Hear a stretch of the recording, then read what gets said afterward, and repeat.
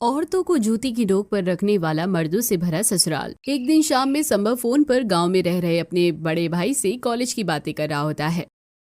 भैया प्रणाम, घर पर सब ठीक है ना? हाँ हाँ सब ठीक है, तू बता पढ़ाई कैसी चल रही है? हाँ ठीक चल रही है, अगले महीने इम्तिहान खत्म हो जाएंगे फिर लौट आऊंगा। हाँ बस यही बात तो करनी थी तुझसे। घर में तेरी शादी की बात चल रही है, बाबूजी और दादाजी कुछ लड़कियां देख रहे हैं, इम्तिहान खत्म होते ही तुझे आना होगा। भैया एक बात पूछूं? हाँ हाँ पूछना। तो क्या मेरे साथ भी वही होगा जो इस घर में हमेशा होता आया है? संभव, हमारे घर का रिवाज तुझे पता है, पीढ़ियों से जो होता आया है वही होगा, हम उसे बदल नहीं सकते। तू अभी अपनी पढ़ाई पर ध्यान दे, घर आ जा, बाकी सब यहीं पर तय होगा। ठीक है भैया, बाद में बात करता हूँ, मेरा लेक्चर शुरू होने वाला है। संभव ऐसा कहकर फोन काट देता है, लेकिन उसकी आंखों के सामने बीते सालों की तमाम तस्वीरें घूमने लगती है। नहीं, मैं ये सब नहीं होने दूंगा। जिससे भी शादी करूंगा उसे इस नरक का हिस्सा नहीं बनने दूंगा। जो परंपरा इंसानियत को मार दे उसे तोड़ना ही पड़ेगा। संभव तुरंत अपने रूम पर आता है और सो जाता है। उसी रात उसे भयावह सपना आया। आंगन में शादी का मंडप सजा है और वो खुद दूल्हे के कपड़ों में बैठा है। सामने एक सहमी हुई लड़की बैठी है, उसके बगल में उसके पिता कांपते हाथ जोड़े खड़ा है। तभी जयंती लाल और उसके पिता राम प्रसाद लड़की के पिता के सामने रुपयों की गड्डी फेंकते हैं। अरे आज से तुम्हारी लड़की हमारी हुई, हमने कीमत दे दी है। अब इसका जीवन, इसका सम्मान, इसका अस्तित्व सब हमारा है। लड़की रोते घूंघट में पीछे हटती है। नहीं बाबा नहीं, मैं नहीं जाऊंगी, मुझे मत भेजिए बाबा। राम प्रसाद उसका हाथ झटक देता है। जयंती लाल उसे जोर से धक्का देता है। लड़की गिर पड़ती है। नहीं नहीं नहीं, ऐसा मत कीजिए, ये सब मत कीजिए, रुक जाइए प्लीज। संभव चीखते उठ जाता है। उसका पूरा बदन पसीने से भीगा हुआ था, सांसें तेज चल रही थी। उसने तुरंत फोन उठाया और अपनी प्रेमिका प्रियंका का नंबर मिलाया। हेलो संभव, इतनी रात को सब ठीक तो है ना? प्रियंका, मुझे तुमसे तुरंत मिलना है। अभी रात के 2 बजे हैं, क्या हुआ? अरे कुछ मत पूछो, बस कल सुबह 8 बजे हेच की कैफे मिलना, मुझे तुमसे बहुत जरूरी बात करनी है। ठीक है, पहले तुम शांत हो जाओ, मैं आ जाऊंगी, अब तुम सो जाओ। प्रियंका फोन काट देती है। अगली सुबह संभव पहले से कैफे में बैठा उसका इंतजार कर रहा था। प्रियंका आती है। अब बताओ क्या हुआ, तुम इतने परेशान क्यों हो? प्रियंका, प्रियंका क्या तुम मुझसे शादी करोगी? संभव, ये सब अचानक, बात क्या है? तुम बस इतना बताओ, क्या तुम मुझसे शादी करोगी? हाँ, ये तो मेरा भी सपना रहा है। 5 साल से हम साथ हैं। अगर बात हम दोनों की है तो हाँ, मैं शादी करूंगी। लेकिन ये सब अचानक, सच सच बताओ। ठीक है, फिर अगले महीने हम दोनों शादी करने वाले हैं, तैयार हो ना? हाँ ठीक है, मैं अपनी फैमिली से बात कर लूंगी। मेरी फैमिली को वैसे भी तुम बहुत पसंद हो। लेकिन बात क्या है संभव? तुम मेरे घर के माहौल के बारे में नहीं जानती हो, और जब तुम जानोगी ना तब तुम मना कर दोगी। ऐसा क्या है तुम्हारे घर में? संभव सोच में पड़ जाता है। वहीं दूसरी तरफ उसके गांव में उसकी हवेली में डाइनिंग टेबल पर जयंती लाल, राम प्रसाद, आदर्श, राकेश और मनीष बैठे खाना खा रहे हैं। इंदुमती, अंशुमती और सारिका घूंघट निकाले खाना परोस रही हैं।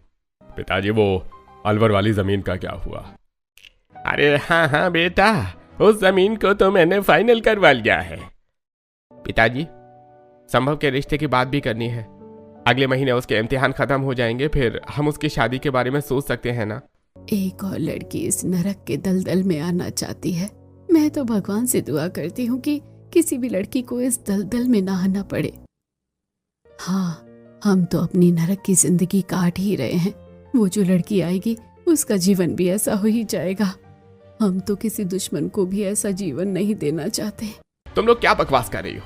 जब हम खाना खा रहे हैं तो तुम्हारा बोलना मना है। अगर एक आवाज भी आई ना तो ये गरम गरम दाल तुम्हारे ऊपर गिरा दूंगा। तीनों बहुएं एकदम सहम कर चुप हो जाती हैं। अरे क्या हुआ? हाथ धुलाने के लिए तुम्हारे मायके से लोगों को बुलाना पड़ेगा क्या? इंदुमती डरते मर्दों के हाथ धुलाती है, सारिका तौलिया देती है और सावित्री मुंह पोंछती है। अपना अपना बचा हुआ खाना पटक दो इनके सामने। सब मर्द अपनी झूठी थालियां जमीन पर पटक देते हैं, थालियां बिखर जाती हैं। अरे ठूस लो ये खाना। ये थाली तो गंदी हो गई है। तो क्या तुम्हारे लिए नई थाली नहीं लाए? तुम तो हमें सबसे ज्यादा महंगी पड़ी हो, हम तुमसे पूरा वसूल करेंगे। मनीष झूठा खाना सारिका की तरफ बढ़ाता है। मैं नहीं खाऊंगी ये खाना। इतना खराब हो रहा है, मुझे नहीं खाना। ऐसे कैसे नहीं खाएगी, तुझे खाना ही पड़ेगा। मनीष झूठा खाना उठाकर जबरदस्ती सारिका के मुंह में ठूंस देता है। सारिका का दम घुटने लगता है। हे भगवान, क्या यही है मेरी किस्मत? मन करता है कभी कभी इस घर से भाग जाऊं। सारिका का हाल देखकर सारी औरतें चुपचाप झूठा खाना खा रही हैं। अरे कितनी देर लगती है तुम लोगों को, हैं? दिन भर खा खा कर हमें कंगाल करोगी क्या? अरे चलो जल्दी जल्दी उठो, सारा काम शुरू कर दो। सारी औरतें उठकर तुरंत नौकरों की तरह काम करने लगती हैं। तभी अरे अब काम पर निकलो, जमीन का ठेका आज फाइनल करना है। हाँ पिताजी, चलते हैं। सभी मर्द उठकर बाहर की तरफ जाते हैं और घर के बाहर ताला लग जाता है। मर्द बाजार से गुजरते खेत की तरफ जा रहे हैं। मुखिया और ठेकेदार मिलते हैं। मुखिया जी, वो वाली 5 बीघा जमीन का क्या हुआ? आज कागजात फाइनल करवाने हैं। हाँ दर्श भैया, सब तैयार है, लेकिन भाव थोड़ा ऊपर चढ़ गया है। अरे भाव हम तय करेंगे, हमारा कॉन्ट्रैक्ट है, कोई नहीं टाल सकता। देखो, ये खेत हमारा हो गया तो पूरा ब्लॉक कवर हो जाएगा। सब हंसते आगे बढ़ जाते हैं। मर्दों के बाहर जाने के बाद घर में औरतें काम में लगी हैं। सभी औरतें जल्दी जल्दी हाथ चलाती हैं और रात तक सभी मर्द वापस आ जाते हैं। डाइनिंग टेबल पर रात का खाना हो रहा है। खाना खत्म होते ही, अरे खाना हो गया, अब उठो। हाँ हाँ चलो, आज तो इनकी औकात दिखाते हैं। खाना खत्म होने के बाद सारी औरतें दूध ले लेकर अपने अपने कमरों में जाती हैं। सावित्री देवी थकी हुई डरते हुए जयंतीलाल के पैर दबा रही हैं। अरे क्या हुआ, रोटी नहीं खाएगा? तेरे तो हाथों में जान ही नहीं है। अरे रोटी तो तू पहलवान की तरह चढ़ती है। जयंतीलाल गुस्से में सावित्री को जोर से लात मारते हैं। सावित्री देवी का सिर दीवार से टकरा जाता है। खून बहने लगता है। अरे अम्मा मर गए, अरे अम्मा मैं तो मर गई। ऐसे टसुए बहाने की जरूरत नहीं है, इतने हो गए झेलते झेलते, अभी तक तेरा कोटा पूरा नहीं हुआ। सावित्री के रोने की आवाज सुनकर औरतें कमरे से बाहर आती हैं और जयंतीलाल के कमरे के बाहर खड़ी होकर ये सब डर कर देख रही होती हैं। ये सभी लोग आएंगे यहाँ बाहर, चलो आज तो इनकी औकात दिखाते हैं। सभी मर्द औरतों के बाल पकड़कर अपने अपने कमरों में ले जाते हैं। आज रात कोई आवाज बाहर नहीं जानी चाहिए। कमरे बंद हो जाते हैं। कमरे से चीखने की और मारने की आवाजें आने लगती हैं। सुबह सारी औरतें कमरों से बाहर निकलती हैं। कल्ला तो बहुत मारा और जानवरों की तरह नोचा। ओए अम्मा, हे राम, मुझे भी बहुत मारा और जाने कहाँ कहाँ निशान बना दिए। ये तो काटते हैं, जाने कहाँ कहाँ खून आ रहा है, पैरों में सूजन है। होने वाले बच्चे का भी लिहाज ना करते। बैठो, थोड़ी देर आराम कर लो। मुझे तो सबसे ज्यादा चिंता अम्मा जी की है। बेचारी बुढ़ापे में भी ये सब झेल रही है। पता नहीं बाबूजी के शौक और गुस्सा कब खत्म होगा। औरतें आपस में धीरे धीरे फुसफुसाकर बातें करती हुई रसोई में काम कर रही होती है। तभी जयंतीलाल आते हैं और सभी औरतें सहम जाती हैं। आज हमारे शहर से बहुत बड़े व्यापारी आने वाले हैं। आज की सारी तैयारियां बहुत अच्छी होनी चाहिए, महफिल भी बहुत अच्छी सजनी चाहिए। सुनते ही सब औरतों के चेहरे पीले पड़ जाते हैं। हे भगवान, आज फिर से हमें वही सब प्रताड़ना झेलनी पड़ेगी, वही जलालत, वही बेइज्जती। मुझे तो पूरी जिंदगी हो गई, अब तो मौत भी नहीं आ रही। अपने घर में तो फिर भी ठीक है, ये लोग तो बाहर भी हमें नहीं बख्शते। आज रात को फिर से हमारी नुमाइश लगेगी। मम्मी जी, मुझे बहुत डर लग रहा है। हमें भी कैसा ससुराल मिला है जो हमको जूती समझता है। डरने से क्या होगा, हमने पूरी जिंदगी ऐसे ही काटी है। अब तुम लोगों की बारी है। इस घर में आना ही सबसे बड़ा कलंक है। यहाँ औरतों को पैर की जूती की तरह रखने वाले ससुराल में कभी औरतों को सम्मान नहीं मिलता। इसलिए तो इस घर में कभी कोई बेटी पैदा नहीं हुई है। सभी औरतें आपस में धीरे धीरे फुसफुसाकर बात कर रही होती है। तभी रामप्रसाद आवाज लगाकर कहते हैं, अरे खाना अच्छा बनना चाहिए और हमारे मेहमान विदेशी हैं, उनके लिए शौक और मनोरंजन का भी इंतजाम होना चाहिए। सारी औरतें बहुत जल्दी जल्दी खाना बनाने लगती हैं और खाना तैयार हो जाता है। शाम का समय हो चुका है। हे भगवान, ये लोग आते ही होंगे। जाओ, जाकर तुम लोग तैयार हो जाओ। अरे मम्मी जी, हमें बचा लो। मैं खुद को तो नहीं बचा पाई, तुम्हें क्या बचाऊंगी। अरे इससे अच्छा तो हम सब जहर खा ले। पुराने जमाने में औरतें जहर खा लेती थी, आज के जमाने में तो हम जहर भी नहीं खा सकते। रानी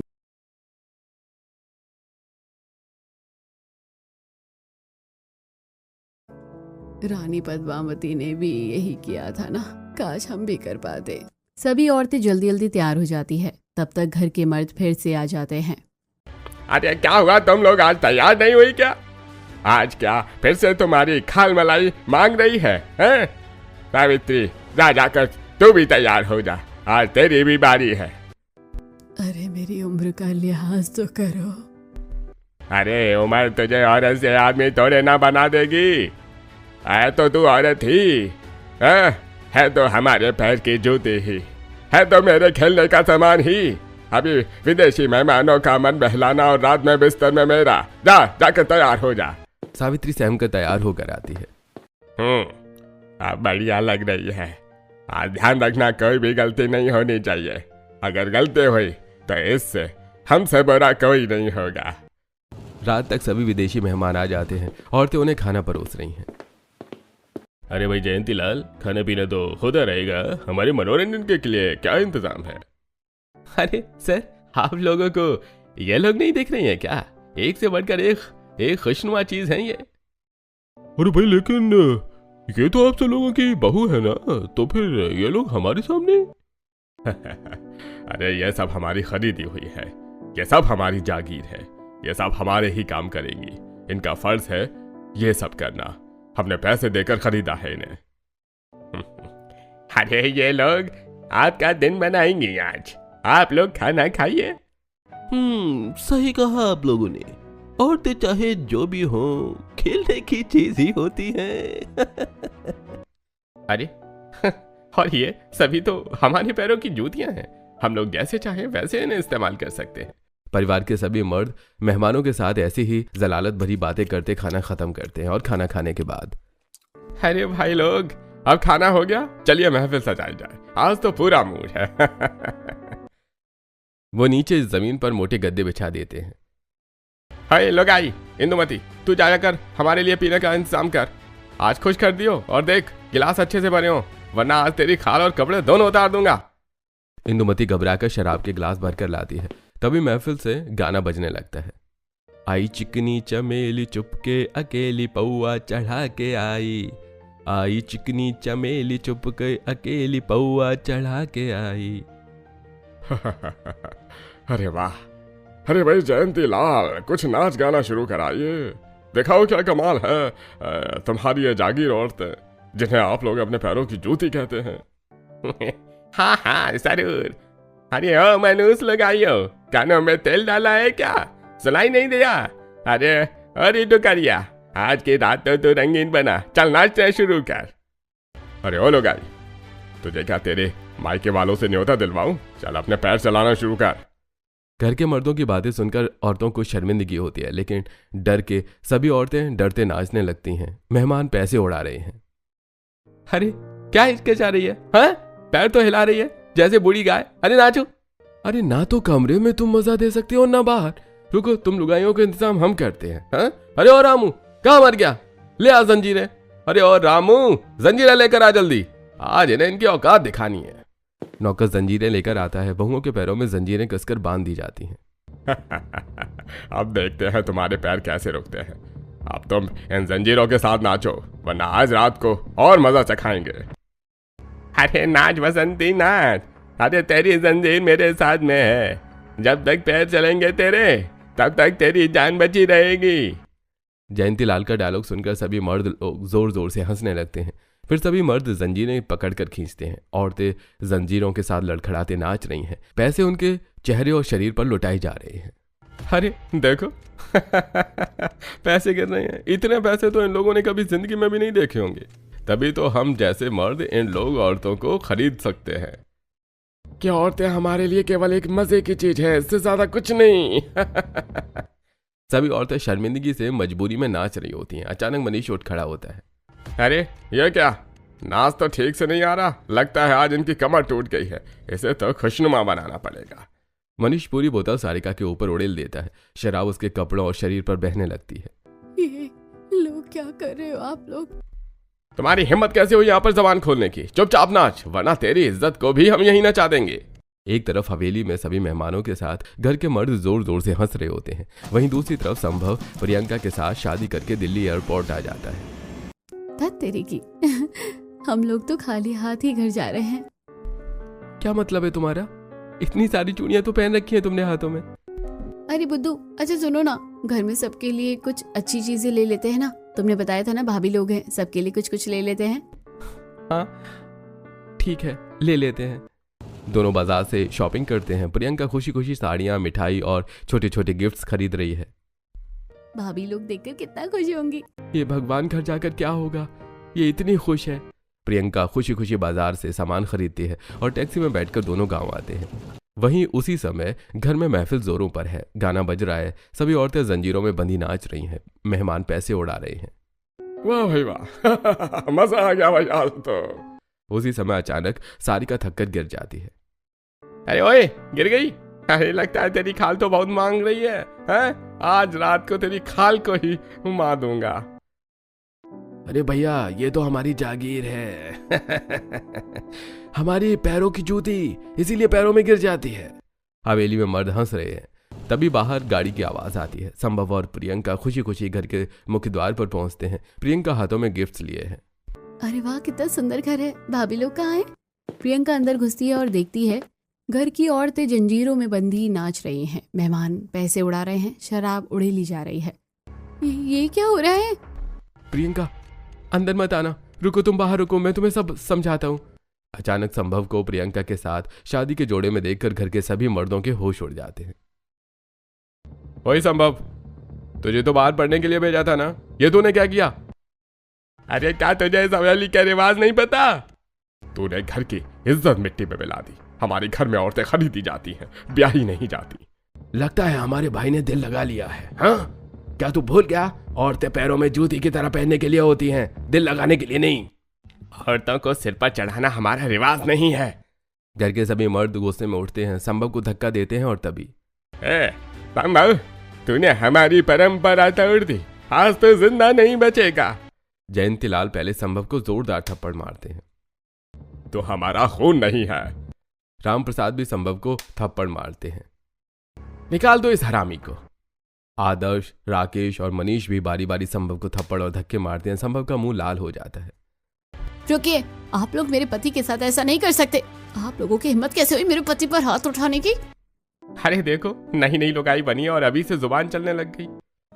कहीं ऐसा ना हो ये लौंडिया हमारे घर की लौंडियों को बिगाड़ दे। इसे तो घर में रहने ही नहीं देना है। हाँ भाई, हमारी औरतें हमारे पैरों की जूती हैं, ये नई वाली जूती बनकर कैसे रहेगी? यह तो अभी इसे घर की इज्जत बिगाड़ने आई है, निकाल दो इसको। मर्द प्रियंका को भी धक्का मारते हैं। संभव और प्रियंका को जोर जोर से घर से बाहर धकेल दिया जाता है। अरे बाहर निकल जाओ, इस घर में तुम दोनों की कोई जगह नहीं है। प्रियंका और संभव गिरते पड़ते घर से बाहर निकल जाते हैं और संभव प्रियंका के साथ पड़ोस में ही किराए पर रहने चला जाता है। लेकिन सभी मर्द अब प्रियंका का गुस्सा घर की पुरानी बहुओं पर उतारते हैं।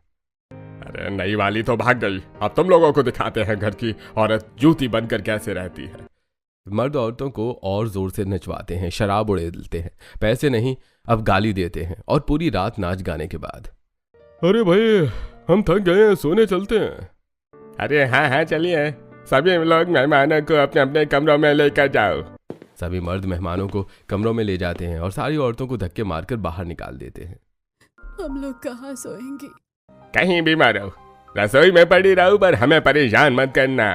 सभी औरतें रोती हुई थकावट से परेशान रसोई में बैठकर आपस में फुसफुसाती हैं। मेरे शरीर में बदबू आ रही है, शराब उड़ेल दी, आज तो हद कर दी, पता नहीं हमारे दिन कब बदलेंगे। अरे अम्मा, मेरी तो जान ही निकल गई।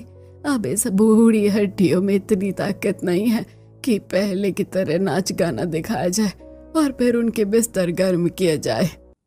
सही कह रही हो अम्मा, अब तो मौत आ जाए तो वही अच्छा है। बेटा तुम लोग आराम करो और सारिका तुम चैन से सो जाओ, तुम्हारे और बच्चे के लिए इतना सब कुछ झेलना ठीक नहीं है। एक तरफ सभी औरतें अपना दुख बताकर रसोई में ही सिकुड़ कर सो जाती है, वहीं दूसरी तरफ पड़ोस के छोटे घर में प्रियंका और संभव बैठे हैं। संभव, अब तुम मुझे ये सब बताओ कि ये घर क्या है? ये लोग अपनी औरतों के साथ ऐसा क्यों करते हैं?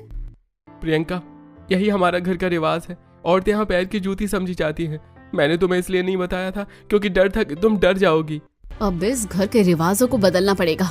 औरतें किसी भी आदमी की पैर की जूती नहीं होती। हमें तुम्हारे घर के आदमियों को ये बात समझनी होगी। तुम क्या करने वाली हो? तुम देखते जाओ बस। प्रियंका खिड़की से हवेली की तरफ देखती है और एक सीक्रेट दरवाजा बनाने का ठान लेती है। अगले दिन जैसे तैसे कट जाता है। सुबह सुबह मेहमानों के जाने के बाद सभी मर्द भी ताला लगाकर चले जाते हैं और रात को सभी डाइनिंग टेबल पर बैठे होते हैं। तभी खाना परोसते समय सारिका का घूंघट गिर जाता है। अरे ये क्या, घूंघट गिर गया? हाँ, तुझे जरा इससे भी शर्म लिहाज नहीं है क्या? रुक, तेरी अकल में ठिकाने लगाता हूँ। मनीष जोर से धक्का मारता है। सारिका पेट के बल गिर जाती है। पेट में दर्द हो रहा है, बहुत दर्द हो रहा है। माँ। अब पता चला, नकारा कहीं की। सारिका दर्द में तड़प रही होती है। सारी औरतें सारिका की तरफ जाना चाहती हैं। अरे तुम लोग कहाँ जा रही हो? हाँ, यहीं खड़ी रहो शांति से, हमारी सेवा कौन करेगा? मर्द आराम से खाना खाते रहते हैं। सारिका जमीन पर तड़प रही है। खाना खत्म होने के बाद मर्द हंसी मजाक करते उठते हैं।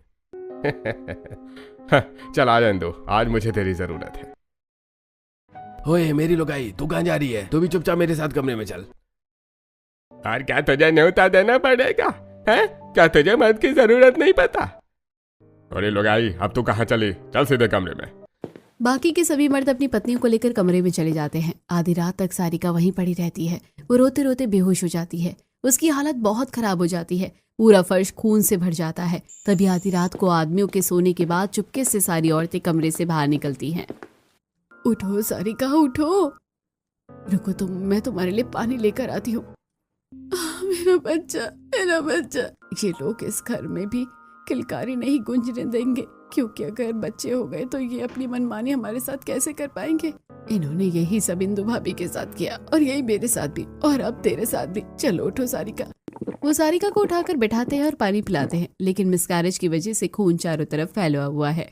बहुत दर्द हो रहा है, मेरा बच्चा, मेरा बच्चा। चलो रसोई में ले चलो। वो सारिका को रसोई में ले जाते हैं। उसकी साफ सफाई करते हैं, जड़ी बूटियां पीसकर दवा पिलाते हैं। थोड़ी देर में हालत सुधर जाएगी, भगवान इसे बचा लेना। जैसे तैसे सुबह हो जाती है। सुबह मर्द ताला लगाकर बाहर निकलते हैं। गाड़ी में बैठकर या खेतों में चलते बातें कर रहे होते हैं। सुनो भाई लोग, वो नई लुगाई पड़ोस में रह रही है, कहीं यह हमारी लुगाइयों को बिगाड़ न दे। हाँ, मैं तो अपनी वाली को संभाल के रखूंगा, कोई बात नहीं करने दूंगा उससे। अरे हमारी औरतें हमारे पैरों की जूती हैं, ये नई वाली जूती बनकर कैसे रहेगी? अरे दूर रखना होगा, अगर एक भी बात हुई तो घर की सारी औरतें बिगड़ जाएंगी। सब हंसते आगे बढ़ जाते हैं। घर में औरतें काम कर रही हैं। तभी प्रियंका एक सीक्रेट दरवाजा तैयार करवाती है और उसी से अंदर आती है। भाभी, मैं सब देख रही हूँ। कल रात वो बच्चा, मुझे बहुत दुख हुआ। बहू तुम यहाँ कैसे? मर्दों ने मना किया है तुमसे बात करने को। अब डरने की जरूरत नहीं, औरतें किसी की जूती नहीं होती, और ये हमें मर्दों को बताना पड़ेगा। आप लोग मेरी मदद करोगी? हमारी जिंदगी तो नरक बन गई। तुम जाओ यहाँ से। अगर इन लोगों ने तुम्हें देख लिया तो तुम्हारी भी हालत ऐसी ही कर देंगे। हाँ, मैं तो चली जाऊंगी, लेकिन अब मैं चुप नहीं रह सकती। प्रियंका, ये लोग बहुत खतरनाक हैं। तुम देखते जाओ, अब ये घर की औरतें खुद अपनी किस्मत लिखेंगी। प्रियंका उस समय वापस लौटकर अपने पड़ोस के छोटे से घर में चली जाती है। संभव, मैंने सब देख लिया। कल रात जो हुआ, वो बच्चा, सारिका भाभी का दर्द, ये घर नहीं नर्क है। ये औरतों को पैर की जूती समझने वाला ससुराल है। मुझे इसे खत्म करना ही पड़ेगा। प्रियंका, ये लोग बहुत खतरनाक हैं। दादाजी से लेकर छोटे भाई तक सब एक हैं। खतरा तो होगा ही, लेकिन चुप रहकर खतरा नहीं मिटेगा। अब मैं चुप नहीं रहूंगी। अगले कुछ दिनों में प्रियंका चुपके से सीक्रेट दरवाजे से हवेली में आ जाती है और वो घर की औरतों से बात करने की कोशिश करती है, लेकिन औरतें डर के मारे कटी कटी सी रहती है। एक दिन रात को, देखा, वो नई वाली अभी भी इधर उधर घूम रही है, मोबाइल चलाती फिर रही है। हाँ भाई, लगता है शायद कि पढ़ी लिखी है। उसे लगता है कि वो हमारी लुगाइयों को बिगाड़ देगी। हमारी लुगाइयां हमसे इतना डरती हैं कि इससे बात भी नहीं करेंगी। अरे हाँ, जूती को जूती ही रहने दो। सिर चढ़ाने की आदत पड़ गई तो मुसीबत हो जाएगी। एक शाम सभी मर्द ताला लगाकर खेतों में चले जाते हैं। घर में औरतें काम कर रही हैं। प्रियंका चुपके से रसोई में आ जाती है। वो देखती है। भाभी, दादी, मम्मी जी, मैं जानती हूँ आप मुझसे डर रही हैं, लेकिन आप लोगों की जिंदगी, ये दर्द मैं देख नहीं सकती। बहू, तुम जाओ यहाँ से। अगर इन्हें पता चल गया तो तुम्हारी भी हालत हमारी जैसी हो जाएगी। भाभी लोग, दादी, मम्मी जी, डरिए मत, मैं आप लोगों के साथ हूँ। आप लोग बहुत प्यारी हैं। आप लोगों के हाथ में बहुत ताकत है, बहुत पावर है। बेटी, कोई सुन लेगा, धीरे बोल। कोई नहीं सुनेगा, आज मर्द बाहर है दादी जी। संभव ने बताया आपको सिलाई और कढ़ाई में कमाल आता है, वो फूलों वाली डिजाइन, लोग देखकर पागल हो जाएंगे। मम्मी जी आपको खाना बनाने की कला है, आपके बनाए अचार पापड़ लोग ऑनलाइन ऑर्डर करेंगे। इंदुमती भाभी आपको वुडन क्राफ्टिंग आता है। अंशुमती भाभी लकड़ी पर नक्काशी, छोटे छोटे बक्से, चाबी के गुल्ले बना लेती हैं। और सारिका भाभी आप पेंटिंग करती हो। लेकिन हम कैसे करेंगे, मर्दों को पता चल गया तो? मर्दों को पता नहीं चलेगा, हम सब अंदर ही अंदर करेंगे। लेकिन ये सब करेंगे कैसे? मैं हूं ना, मैं सब करके दिखाऊंगी। आज से शुरू करते हैं। प्रियंका बाहर जाती है, थोड़ी देर बाद वापस आती है। थैले में धागा, सुई, कपड़ा, लकड़ी के टुकड़े, रंग, ब्रश सब लाकर रख देती है। औरतें चुपके से ले लेती हैं। जल्दी आओ, हमारे पास ज्यादा वक्त नहीं है। सभी औरतें डरते डरते उसके पास गई। उनके चेहरे पर घबराहट थी, लेकिन आंखों में हल्की सी उम्मीद थी। दादी आप यहाँ बैठिए और जैसे पहले सिलाई करती थी वैसे कीजिए। सावित्री देवी के हाथ कांप रहे थे। उन्होंने सुई काफी टाइम बाद उठाई और कपड़े पर पहला टाका लगाया। वो टाका सिर्फ कपड़ों में नहीं, उनकी जिंदगी में भी लग रहा था। बस ऐसे ही, बहुत अच्छा। प्रियंका ने मोबाइल को सामने रखा और रिकॉर्डिंग चालू कर दी। छोटे से लाल बटन की लाइट जल उठी। कैमरे की तरफ मत देखना, बस अपना काम करो। अगले दिन से चुपके चुपके काम शुरू होता है। रसोई के कोने में सिलाई मशीन चलती है। सावित्री देवी कढ़ाई कर रही है। अंशुमती लकड़ी पर छेनी चला रही है। इंदुमती क्राफ्ट कर रही है। सुशीला जी अचार पापड़ बना रही है। सारिका पेंटिंग बना रही है। प्रियंका फोन से वीडियो बनाती है और सिर्फ उनके हाथ और काम दिखाती है। छोटी छोटी क्लिप्स इंस्टाग्राम और फेसबुक पर डालती है। धीरे धीरे लाइक्स बढ़ते हैं और कमेंट्स आते हैं। अब देखना, दुनिया तुम्हारा हुनर देखेगी। अगले दिन सुबह मोबाइल में एक नोटिफिकेशन आया। दादी देखो। उसने मोबाइल सावित्री देवी के सामने रखा, जहां लिखा था न्यू ऑर्डर रिसीव्ड। ये क्या है बेटे? किसी ने आपका बनाया हुआ काम खरीदा है पैसे देकर। सावित्री देवी की आंखों में आंसू आ गए, लेकिन इस बार ये आंसू दर्द के नहीं, सम्मान के थे। हमारे हाथों के काम के पैसे मिलेंगे। अब से हर मेहनत की कीमत मिलेगी। अब हर दिन एक जैसा नहीं था। सुबह होते ही मर्द घर से निकलते और उनके जाते ही घर के अंदर एक नई दुनिया शुरू होती। सभी औरतें अपने हुनर के दम पर पैसे कमाने की तैयारी कर रही थी। प्रियंका हर काम को रिकॉर्ड करती, फिर रात को उन्हें इंटरनेट पर डालती और हर दिन नए ऑर्डर आने लगे। आज फिर ऑर्डर आया है। सच में? कितना? 5,000 रुपए। 5,000, जो पहले उनके लिए एक सपना था, अब हकीकत बन रहा था। और एक दिन, चलिए आज सब तैयार हो जाइए। कहाँ जाना है? बैंक। सभी औरतें एक दूसरे को देखने लगी, जैसे ये शब्द ही उनके लिए नया था। हमने कभी बैंक नहीं देखा बेटी, आज देखोगी और अपना नाम भी लिखवाओगी। प्रियंका उन्हें चुपके से घर से बाहर ले गई। बैंक के अंदर जाते ही सबकी चाल धीमी हो गई, जैसे वो किसी नई दुनिया में आ गई हो। सावित्री देवी। पहली बार उनका नाम किसी कागज पर उनके अपने हक के लिए लिखवाया जा रहा था। अंगूठा लगाइए दादी। सावित्री देवी ने कांपते हाथों से अंगूठा लगाया और कुछ देर बाद उनके हाथ में एक छोटी सी पासबुक आई। ये मेरा है? हाँ दादी, ये आपका है। सभी औरतें खुशी खुशी घर लौट आती है। अब हर औरत के पास अपना बैंक खाता था और उसमें पैसे भी। रास्ते में रिक्शे में, अगर हमें घर से निकाल दिया गया तो? अब कोई आपको निकाल नहीं सकता, क्योंकि अब आप किसी पर निर्भर नहीं हो। पहली बार उस घर की औरतों ने खुद को कमजोर नहीं, मजबूत महसूस किया। अगले 2-3 महीने तक सभी औरतें अपना काम करके खुद का नाम और पैसा कमाती हैं। एक दिन प्रियंका खिड़की से देखती है, मर्द आपस में बात कर रहे हैं। अरे जमीन का डील फेल हो गया, 1.5-2 करोड़ का नुकसान हो गया, कर्ज चढ़ गया है, बैंक वाले दबाव डाल रहे हैं। अरे अब क्या होगा, सब बर्बाद हो जाएगा।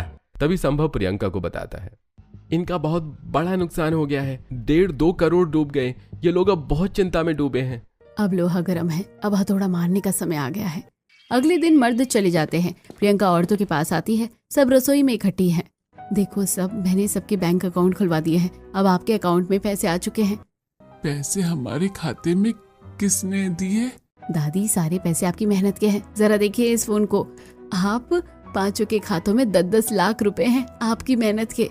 प्रियंका फोन दिखाती है। सबके खातों में लाखों के रुपए हैं। इतने पैसे? सच में? अब आप सेल्फ डिपेंडेंट हो, पैसे वाली हो। लेकिन मर्दों के बिना औरतें कुछ नहीं होती। लेकिन देख लो, आप लोगों के मर्द अब कंगाल हो चुके हैं, उनके पास कुछ नहीं बचा। अब हम इस घर में राज करेंगे। अब तुम्हें घूंघट नहीं डालना पड़ेगा, अब तुम्हें डरना नहीं पड़ेगा। चलो अब अपनी जिंदगी खुद लिखो। प्रियंका औरतों को घाटे वाली बात बताती है। फिर सारी औरतें एक दूसरे को देखती है, फिर धीरे धीरे सिर हिलाती है। तो फिर क्यों ना आज सभी एक साथ खाना खाएं? हम सभी के पतियों से पहले। हाँ दादी चलिए, आप मैं हूं ना। उस दिन सारी औरतें बिना घूंघट के डाइनिंग टेबल पर बैठी हैं, खाना परोस रही हैं, साथ में हंसी कर रही हैं। जब सभी औरतें पहली बार साथ में बैठकर खाना खा रही थी कि तभी दरवाजा खुला। ये क्या हो रहा है? किसने इजाजत दी? सभी मर्द चिल्ला रहे थे, लेकिन इस बार कोई खड़ा नहीं हुआ, कोई थाली नहीं छोड़ी। तभी जयंतीलाल ने डाइनिंग टेबल का सारा खाना गुस्से में नीचे गिरा दिया। तभी आज किसी की इजाजत की जरूरत नहीं है। मर्द गुस्से में प्रियंका की तरफ बढ़ते हैं, प्रियंका को मारने के लिए हाथ उठाते हैं। रुक जाओ, प्रियंका पर हाथ मत उठाओ। रुकिए आप लोग, जो औरतों के साथ कर रहे हो ये सब लाइव चल रहा है, पूरा गांव देख रहा है, पूरा शहर देख रहा है। आपकी इज्जत अब 2 कौड़ी की भी नहीं रहेगी। कानून सबूत मांगता है। प्रियंका ने अपना मोबाइल उठाया और स्क्रीन उनकी तरफ कर दी। मेरे पास सारे सबूत हैं, वीडियो, ऑडियो, तारीख, समय, सब। अब आप लोगों का पंचायत में फैसला होगा। प्रियंका सभी औरतों को लेकर गांव की पंचायत बुलाती है। सब लोग इकट्ठे होते हैं। प्रियंका और औरतें सामने खड़ी हैं। मुखिया जी, ये घर औरतों को जूती समझता रहा। मारपीट, अपमान, दहेज, बच्चा गिरवाना सब हुआ है। सबूत मेरे पास है। सभी औरतें एक एक करके बोलती है। हाँ, हम सब सहती रही हैं। मेरे साथ भी ये सब हुआ।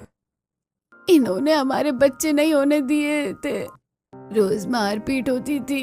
मेरा बच्चा इन लोगों ने अपनी अय्याशी के चक्कर में मार दिया। पंचायत घर की सभी औरतों की दुख भरी कहानी सुनती है, सबूत देखते हैं, मुखिया फैसला सुनाता है। यह घर की परंपरा नहीं है, अपराध है। जयंतीलाल, हम आप लोगों को इज्जतदार समझते थे, लेकिन आप लोगों ने अपने घर की औरतों को पैर की जूती समझकर पूरे गांव को शर्मिंदा किया है। इन लोगों के लिए पुलिस बुलाई जाए। तभी पुलिस आती है, सबूत देखकर सभी मर्दों को गिरफ्तार करती है, हथकड़ी लगाकर ले जाती है। हवेली अब बदल गई है। औरतें नए नए कपड़े पहने हैं, जैसे साड़ियां, कुर्ते, जीन्स, और सभी बिजनेस वुमन की तरह लग रही हैं। घर में हंसी खुशी है, सभी पॉपकॉर्न के साथ मूवी देख रही हैं। देखा, जब औरत खड़ी हो जाती है तो दुनिया बदल जाती है। दूसरी तरफ जेल में सारे मर्द सलाखों के पीछे। जयंतीलाल सिर पकड़े बैठा है। रामप्रसाद दीवार से टकरा रहा है। आदर्श, राकेश, मनीष सब दुखी है। अरे क्या कर दिया हमने? अरे अब सब बर्बाद हो गया। हमने औरतों को जूती समझा और उसी का अंजाम हम भुगत रहे हैं। अब यही हमारा